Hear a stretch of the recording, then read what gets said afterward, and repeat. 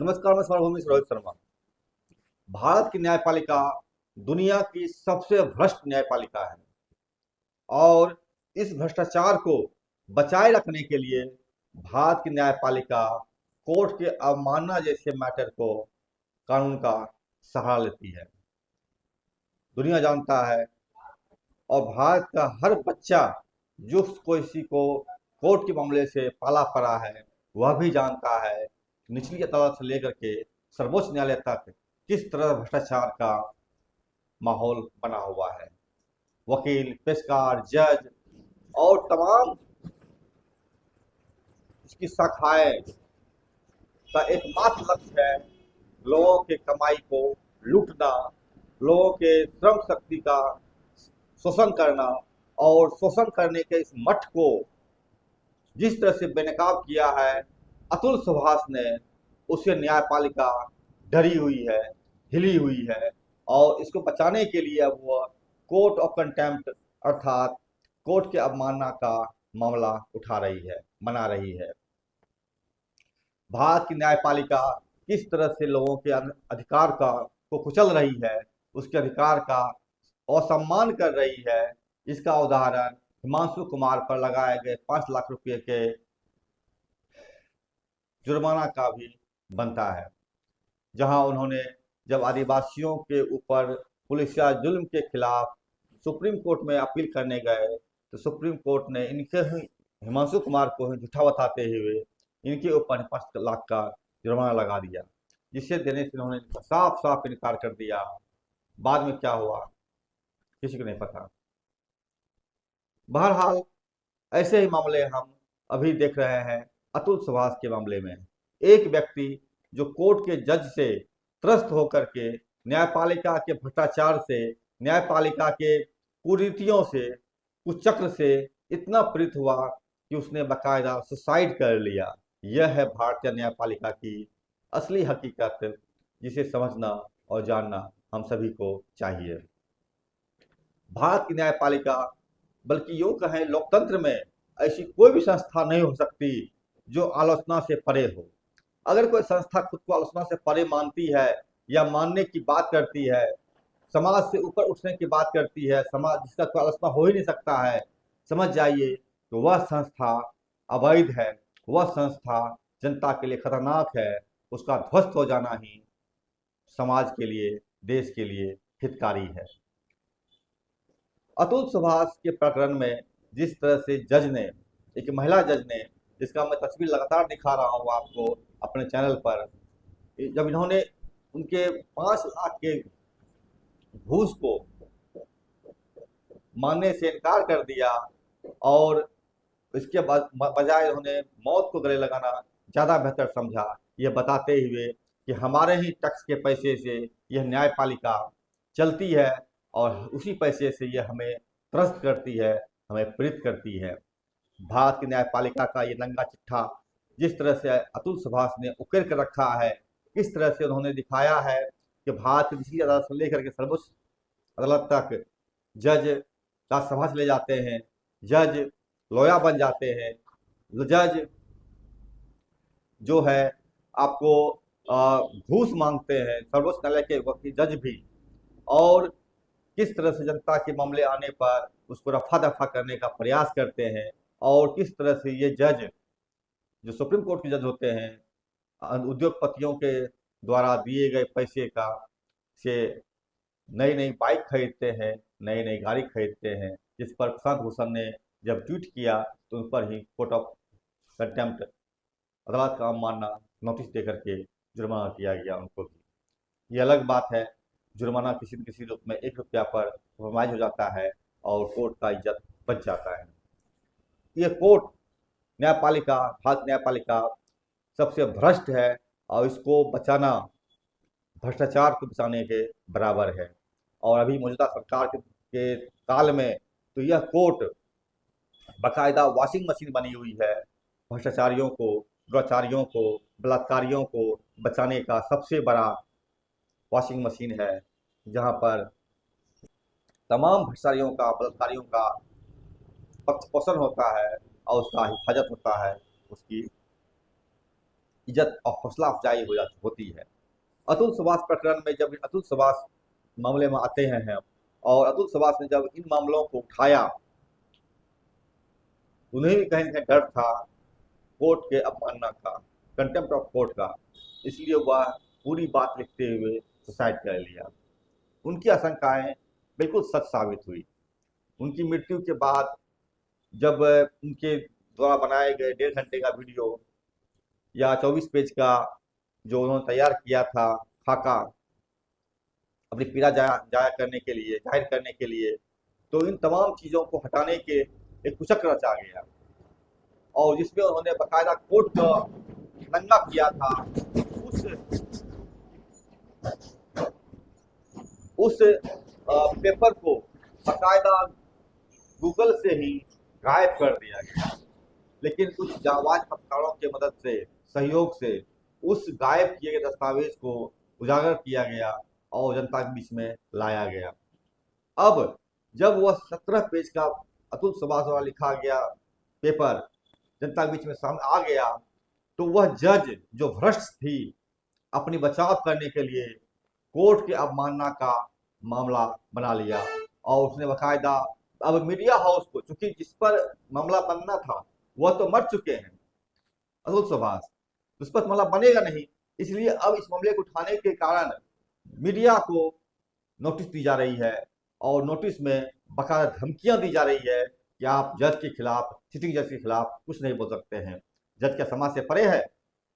हम दिखा रहे हैं अभी कि किस तरह से ये भ्रष्ट जज अपने बचाव में कानून का सहारा ले रही है और नोटिस प्रेषित कर रही है उन मीडिया संस्थानों के खिलाफ जो कि इसके कागजारियों को, काला चिट्ठा को उजागर किया था। हम यहाँ पेश कर रहे हैं उन लीगल नोटिस को, जो लीगल नोटिस उस भ्रष्ट जज ने मीडिया संस्थानों को दिया था। यह लीगल नोटिस तकरीबन 4 पन्ने में है, जिसका कॉपी हम लगाएंगे और डिस्क्रिप्शन में भी इसको देंगे, ताकि आम लोग इस भ्रष्ट जज के, इस न्यायपालिका के विदीर्ण चेहरे को अच्छी तरह से देख सके, समझ सके। यह नोटिस लीगल नोटिस छाया प्रति सुरक्षित इस हेडिंग से तैयार किया गया। इसको भेजने वाला जो एडवोकेट है, क्षितिज तिवारी नाम है इनका, पुत्र है श्री महेंद्र तिवारी और निवासी है शाहपुर, पोस्ट खेतासराय, जनपद जौनपुर, उत्तर प्रदेश का। ये वही उत्तर प्रदेश है जहाँ रामराज है, योगी सरकार है, भाजपा का एक प्रयोगशाला है। इसके बाद उन्होंने तमाम संपादकों का नाम दिया है, मीडिया संस्थानों का नाम दिया है, और देते हुए बताया है कि इन लोगों को मैंने नोटिस भेजा है। नोटिस में क्या लिखा है वह मैं आपको पूरी नोटिस पढ़ के सुनाता हूं। यह वकील लिखता है भ्रष्ट जज के पक्ष में, सो सुनिए। आप विपक्षी, मतलब जो मीडिया संस्थान है जिन्होंने अतुल सुभाष के प्रकरण को उठाया है, चलाया है अपने चैनल पर, आप विपक्षी को यह लीगल नोटिस मुझ अधिवक्ता द्वारा अपने क्लाइंट से, अर्थात उस भ्रष्ट जज से जो अतुल सुभाष से 5 लाख रुपया घूस मांग रही थी, उससे तथ्य एवं सत्य को भली भांति जानने समझने के बाद अपने क्लाइंट के निर्देश पर तथा सभी बिंदुओं पर सम्यक रूप से विचार विमर्श करके निम्न आधार पर दी जा रही है। विषय: न्यायपालिका की गरिमा गिराने, असत्यापित एवं तथ्यहीन रिपोर्टिंग करने और माननीय सुप्रीम कोर्ट द्वारा निर्धारित दिशा निर्देशों का उल्लंघन करते हुए मीडिया ट्रायल के माध्यम से न्यायिक प्रक्रिया में हस्तक्षेप करने के संदर्भ में विधिक चेतावनी दे रहे हैं। विधिक चेतावनी, एक भ्रष्ट जज जिसके कारण एक व्यक्ति की मौत हो जाती है और वह जज चेतावनी दे रही है। शर्म की बात है, डूब मरने की बात है उस न्यायपालिका के लिए जो इस कानून के सहारा लेकर के जनता को मरने पर विवश कर रही है, लोगों को मरने पर विवश कर रही है, चेतावनी जारी कर रही है। यह जज रीता कौशिक कितनी भ्रष्ट है कि लीगल नोटिस में आगे पढ़ते देखते जाइए।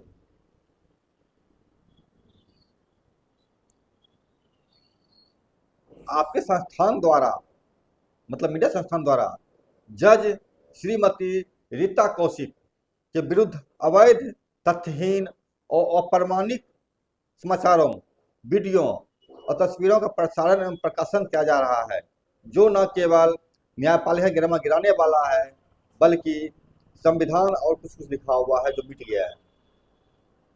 आगे लिखा है, एक मृतक व्यक्ति ने कथित रूप से एक नोट और वीडियो रिकॉर्ड किया, जिसमें यह कहा गया कि मार्च 24 में जज श्रीमती रीता कौशिक ने 5 लाख रुपया सेटलमेंट के लिए मांगे थे। उक्त आरोप पूर्णतः मौखिक एवं अप्रमाणिक हैं और किसी भी प्रकार के ठोस साक्ष्य या प्रमाण पर आधारित नहीं है। जज श्रीमती रीता कौशिक का न तो किसी प्राथमिकी में दर्ज है नाम, और न ही उसके विरुद्ध प्रिवेंशन ऑफ करप्शन एक्ट 1988 के तहत कोई मुकदमा दर्ज है। माननीय उच्च न्यायालय इलाहाबाद द्वारा इस मामले में केवल संबंधित पत्रावली तलब की गई है। अब तक किसी भी जांच या न्यायिक संज्ञान के आदेश पारित नहीं किए गए हैं। साफ जाहिर है कि इस व्यक्ति को भ्रष्ट बताने के लिए, इस जस्टिस को भ्रष्ट बताने के लिए अब इनके खिलाफ एफआईआर का होना जरूरी है। एक व्यक्ति जो इसके कारण मौत को गले लगा लिया, यह अप्रमाणित है, इसका कोई प्रमाण नहीं है। अर्थात मरा हुआ व्यक्ति झूठ बोल करके मर गया, शौक से मर गया। ये इनका इस जज के तरफ से जो कहा गया है लीगल नोटिस में, वह साफ साफ दिखा रहा है। इसके बावजूद आपके मीडिया संस्थान द्वारा जज श्रीमती रीता कौशिक की निजी तस्वीरें, हाईकोर्ट की आधिकारिक तस्वीरें आधिकारिक वेबसाइट से ली गई है, ये उनकी निजी तस्वीर हो गई, और उनकी निजी प्रोफाइल से बिना उनकी अनुमति के प्रसारित की जा रही है, जो निजता का उल्लंघन है। वाह, क्या बात है। इस प्रकार का मीडिया ट्रायल न्यायपालिका की गरिमा, निष्पक्षता और विश्वसनीयता को गंभीर नुकसान पहुंचा रहा है, जबकि किसी सक्षम न्यायालय द्वारा अभी तक कोई कार्रवाई शुरू नहीं किया गया है। एक व्यक्ति मर गया, एक परिवार गुजर गया इस महिला जज के कारण, इनके रॉबरी के कारण, इनके जो द्वारा जो ब्राइबरी की घूस की मांग की जा रही, सेटलमेंट के नाम पर की जा रही थी, वह प्रमाण कतई नहीं है। यह महिला एक भ्रष्ट जज जो बोले वही सही है। आगे देखते हैं, कानूनी आधार बनाया है कई सारा ऑर्डर का, जिसमें कि वो मैं लगा दूंगा डिस्क्रिप्शन में, आप देख लेंगे। और इस तरह से यह जज अब अपने बचाव के लिए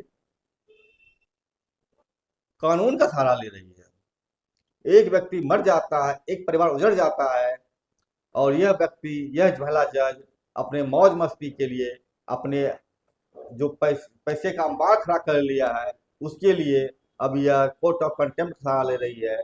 यह अब जो है कानून सहारा ले रही है अपने बचाव के लिए।